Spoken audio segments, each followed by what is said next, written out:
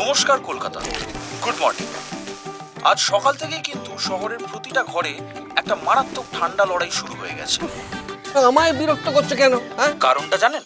কারণ একটাই, পরশুদিন জামাই ষষ্ঠী, আমাদের একমাত্র জামাইকে নেমন্তন্ন করা হয়েছে।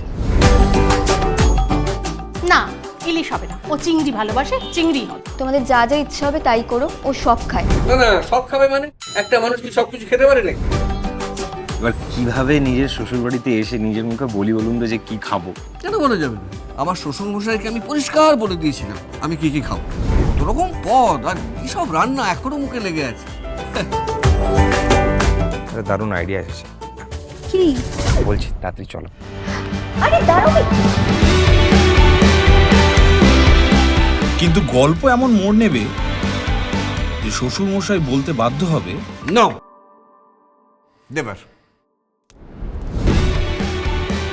এবার জমবে লড়াই নাকি নতুন কোনো ইতিহাস।